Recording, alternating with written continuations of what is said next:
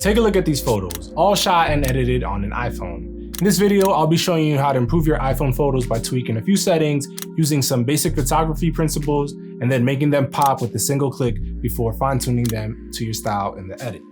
By the end, you'll know exactly how to turn everyday photos into eye-catching images. The first thing we'll do is go over to the Settings app and go into the camera settings. Next, you want to click into Formats, switch the camera capture to most compatible for the best quality. High efficiency is better for storage because it'll reduce the file size, but our goal here is best quality. Just know that if you're someone that likes to use and change photographic filters after taking your photo, you can do that with most compatible selected. But the point of this video is to have control over your image, and I'll be showing you how to edit them to your liking, so we won't be covering photographic styles in this video, and it's only available to the iPhone 16 lineup as of now at least. Next, raise the photo capture mode to 24 megapixels from 12 megapixels if that's an option for you. Some iPhone models don't have this option, but this setting is for photos that are not taken in ProRAW Max.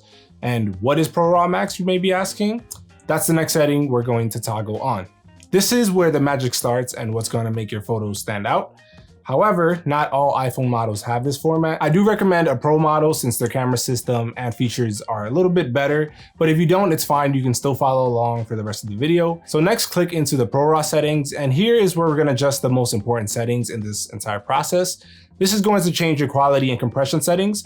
So first of all, select ProRAW Max with up to 48 megapixels. More megapixels capture a higher level of detail. The trade-off is larger file sizes, but we're gonna switch the format on the files to help with file compression and storage. First of all, if you just want the absolute best quality with no compromise and no compression and don't care about the file size, just do JPEG lossless. But if you ask me, the quality and file sizes with JPEG XL lossy is so good that it's worth picking over the other two. If you want a middle ground between the two, just go with JPEG XL lossless. This means that it'll be smoother to load and it'll have less hiccups when making edits and whatnot. And especially if you're editing on an older iPhone that doesn't have one of the latest chips, this can help with performance. Next, go into the Preserve Settings tab. Anything you toggle on in this menu will remain the same if you close and reopen your camera app. This way you don't have to switch back every time you open the camera. I pretty much keep everything on here toggled on except for photographic styles and action mode. As I said, I don't really use photographic styles often because I like to edit the photos myself, and if I ever do use this style for like taking a quick photo, a family, or whatever the case might be, I don't want it to stay that way. I don't want the photographic style to stay on. So the next time I open the app, it'll just reset to normal. And as for action mode, this is for video and I'll cover that on a separate video. Next, we'll go over to the composition settings and toggle them on because they're essential for framing your shot. We'll go over some of the framing tips once we're done with all of the settings. You may or may not have the Fusion camera option depending on which iPhone model you have, but I keep this on for a fast way to reframe within the camera app. And I keep the default lens to 24mm, and if I want to punch in a bit, I tap the 1x button on the app. But if you don't have this, don't worry about it. It's just Apple's fancy way of saying digital zoom. I keep portraits in photo mode toggled off because if I want to shoot portraits, then I'll just switch to the portrait mode within the camera app. And prioritize faster shooting is off. Unless you're regularly shooting fast-paced objects like cars, bikes, or maybe your kids running around, keep this toggled off. If you're rapidly shooting photos, the odds are that your phone will compress them so that it can capture the motion. However, if capturing a fast-moving subject is a priority, then keep it on. Okay, and lastly, toggle lens correction on so that you don't get that warped perspective on your images. Sometimes this happens with the wide angle lens and the edges are slightly warped. This will correct that. And the single most annoying thing about the camera app is the automatic macro control. So toggle this on so that you can select when you want the phone to switch to macro photography instead of it doing automatically. It can get really annoying when you try to get close to an object and it toggles on by itself and then it just messes with the focus. This will bring up a toggle in the bottom left of the screen to switch in and out of macro control manually. All right, so before we jump into general photo tips and editing, I want to touch on a few features in the camera app. First, make sure that ProRAW is toggled on at the top right, so you're taking advantage of the settings we changed previously. You can also long press to switch between the formats quickly. One thing to remember is that any settings that you adjust here will stay as they are until you change them again. even after closing the app. That's what we toggled on in the preserve settings. By the way, keep in mind that if you enable live photos, it'll automatically disable Pro RAW, and you can't have both going on at once. So there is no live photos with Pro RAW. Next, there's an exposure slider on the top left. Tapping this lets you manually adjust your photo's exposure. I usually leave it at 0, but I remember setting it to -0.5 when I had the iPhone 14 Pro because I felt like the pictures were just slightly overexposed. All right, so the next important thing you should know is that the preset lenses are going to have the best image quality. So iPhone Pro models have a standard lens, an ultra wide, and a telephoto. Standard iPhone models only have an ultra wide and a standard lens. So you want to avoid zooming in digitally whenever you can because it's going to decrease the quality of your image. I recommend using the preset lenses and then reframing afterwards in the edit if you really need to. But of course, if you need to zoom in to just get the shot, then go for it. It's better than missing the shot entirely. The absolute best lens with the best image sensor will always be the standard lens. This is going to give you the best quality out of all of the lenses.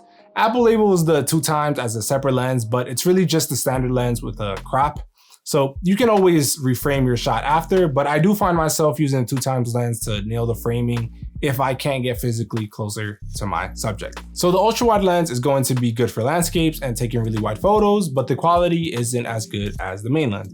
The same goes for the telephoto lens on the Pro models. It's good for getting objects in the distance and getting close-up details of your subject, but again, it's not as good as the main lens. The ultra wide and telephoto lenses are fine, they work well, but they're best under good lighting conditions. I use them all the time, especially the telephoto, but remember, the best image will always come from the main lens. All right, so now that you know how to get the most from the camera app and your phone's lenses, we'll talk about some photography principles to take better photos off the bat, even before editing them, and then afterwards, we'll show you how to fine-tune everything in the edit. So I say guidelines and not rules because photography is very subjective, so shoot however you like and break whatever rules you want. But a good place to start is framing. So remember those composition guides we turned on earlier, like the grid? Positioning your subject in one of those thirds is generally more visually appealing to the eye. You can also use leading lines to guide the viewer's eye toward a subject or any point of interest in the shot. Next, consider adding depth to your images with your composition. Building layers in the foreground and in the background helps your photos look more three-dimensional. You might even frame your subject within another element in the scene, anything that draws in the viewer and adds an extra dimension to the overall photo. Creating contrast is another key element. There's a bunch of ways to do this, whether you pair complementary colors, place bright objects against dark backgrounds, or emphasize the interplay of light and shadow. Later, I'll show you how to enhance this in the edit, but finally, pay attention to your light source. Shooting towards the sun or your primary light can give you a strong contrast and add more mood to your photo. Most of the time, you'll want to shoot your subject on the shadow side to create depth. This technique is popular in Hollywood because it makes the image more interesting. And the same principle applies when you're snapping a photo instead of shooting video. All right, but now that you got a solid foundation for capturing great photos, let's head over to Lightroom and learn how to fine-tune and elevate your photos even further. If you don't have the Lightroom app, then do yourself a favor and install it. It's a great app and it's free. There is a premium version that gives you access to more features, but the free version is still 100 times better than editing on Apple's Photos app. And if you don't really want to focus on editing too much or are new and don't want to overwhelm yourself, a good way to start and get better colors is to use photo presets. So I'll show you how to import presets into Lightroom and how to use them, and then I'll take you through my editing process from the beginning. I'll be using my custom iPhone presets, and if you want to get these for yourself, I'll link them down in the description. So click into any photo, and then at the bottom left here, you're gonna see the presets icon. It'll bring up this menu with 3 tabs, recommended, premium, and yours. These 2 might not be available if you aren't subscribed, but we wanna be in yours anyway. And then at the top right, we wanna click up here and go to import presets. So once you've downloaded your presets, or if you have them saved on a separate SSD or hard drive, just connect it to your phone and then go into the Files app, wherever your location is that you save them, and then just import them, click into them, and then Lightroom will do the rest of the work. I already did it, so I don't have to do it again, but it'll create a folder under yours here, and then mine are iPhone Pro RAW presets 01. So click into them, and then this pack will have 5, so you have 5 different options. But depending on where you get your presets from, some of them will be dynamic. So for example, some of my presets automatically have masks that select the sky in your photo. You don't have to do anything on your end. The AI engine in Lightroom will automatically detect the sky and apply the edits to it. But if there isn't a sky in your image, so let's pull up a photo that doesn't have one. So you'll get that message, no mask in the preset, because there isn't a sky in the image, which is fine. All the other edits will be applied, but just something to know if you see this message. So anyways, you can select from these and it'll automatically change the mood. See, this one also has a dynamic mask. Different moods, just one click, that's all it takes. And something else to know is that if you want to change, for example, the intensity, you can click in the thumbnail here and then slide up or down to decrease it. And then if you double tap, it'll also just reset it back to 100, which is default. But it's as simple as that. And if you want to make some more edits on top of the preset you applied, then you can go ahead and do so. So example, if I want to bring up the exposure a little bit, I actually don't want to do that, but maybe I actually want to make it a little bit more moody and maybe even a little bit warmer. So before and after. It's that simple, just one click. I designed these presets specifically for iPhone Pro RAW files, so they'll work best with that, but you can use it for a photo shot with any camera. Actually, I'll go ahead and show you one shot with, this was shot on a Canon 5D Mark III or 4, I can't remember, but here, let me reset it here. I think I had it already edited, but if I want to apply soft green pastel for midnight reel, there's no sky. Like I said, I actually like lime green fade, evergreen drift. You see, it works with any file type. All right, so now that we know how to use the presets, I'll take you through my process of editing from the beginning. So this is what the photo looks like in Pro RAW directly after I take it from the iPhone and import it into Lightroom. So the first thing I'll do is get my framing right if I didn't nail it, and just feel like there's a lot of excess space there. I still want to keep that bird in the frame, but somewhere around there. See if I can, yeah, roughly there. And then I already know I want to add a little bit of contrast, bring down the highlights, shadow so it's a little bit more moody, and I think I'm fine with the whites. I'll leave them for now. Okay, so it's that simple, but the curve here is a super powerful tool. You can adjust everything from the shadows and the darks on the left side to the midtones in the middle, and then the whites, the highlights on the right side of the image. So I'm gonna start with something called an S-curve, which is exactly what it sounds like, and it's just a popular way of adjusting your image. So here I'm just really bringing down the blacks. If you look at the left side of the image here, this will adjust the shadows a little bit more. And then this will be the midtones, but I'm happy with that. And then let's see if I want to bring down the sky a little bit more. Actually, I'm not sure I want to, you know what, I'll bring it up just a little bit. And then let me just show you the before and after. Before and after. So just with playing with the exposure, you can already get a much more moody image, as you can see. And honestly, I'd be happy with that. But if I want to tweak the colors a little bit more, or actually, I like to skip over to here, the effects. I always like to add a little bit of green. Well, a lot of green. I usually bring it up to 50%, and then I'll bring down the roughness a little bit and the size to 30. Actually, roughness. And this will differ depending on your image. You know, it's just the look you want, but this is very subtle, as you can see. And I just want to add that little bit of texture to it. So there's the before and after. And then we're gonna go back over to the color, and you can adjust the color, the individual colors in the color mix here, but I like the colors in this image. There's nothing I really want to change, so I'll leave it at that. So in the color wheels, you can adjust the colors in the shadows, and then the midtones and the highlights. So I usually bring it all the way, and then obviously this is way too much for my liking, but I do this so I know where I want to set my color. So you can just go around here and you select your hue. But if you can see here, you click into it and you can just bring back the saturation a lot. I'm probably gonna bring it down to too much, 10%. So let me just show you a before and after. Before and after, added some blue tone to the image.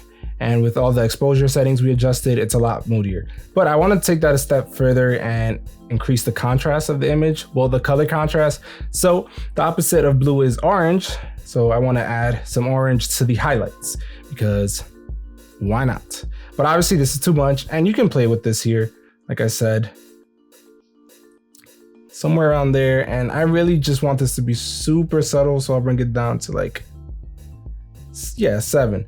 All right, so now let me show you the before and after. Some images require a lot more editing depending on what the frame looks like, and also just depending on your taste, but I'm happy with this image. That's the before and after. And for those of you that decide to get the premium subscription, I'm gonna take it one step further and apply a mask. So I'm gonna show you what I would do to create more contrast with the masks. So I would go here, and then sometimes it's easy, it's as simple as selecting the sky and bringing down the exposure or highlights or changing the color, whatever. But in this case, I'm just gonna select the brush tool, and for the sake of the video, I'm just gonna make it like a very rough, I'm just gonna highlight this.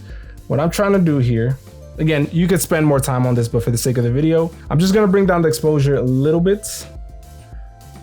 And then maybe the shadows, so it gets very dark on this side of the image. Maybe not that much, a little bit subtle. Actually, that was fine. I'll bring down the blacks a little bit. What I'm trying to do here is just create some contrast.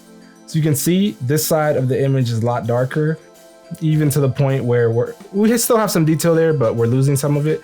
But what I like to do on top of that is, so I'll double tap here, duplicate and invert mask 1, bring that up a little bit.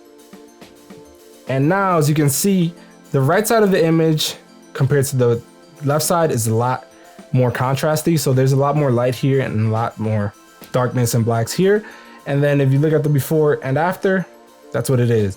Again, you can refine the mask as much as you want, but normally I like to do this whenever there's a lot of light and dark in my image. I'll kind of create masks and then make those blacks really black and those highlights really pop, really bright. And there it is. That's how I edit my photos. So now you know how to dial in your camera settings for the best image quality, apply basic photography principles, and polish your photos in the edit. If you want a quick way to boost your shots and support the channel, my presets are linked in the description. But that's it for this video. I hope you learned something new, and if you did, I'd appreciate a like, and I'll catch you guys on the next one. Peace.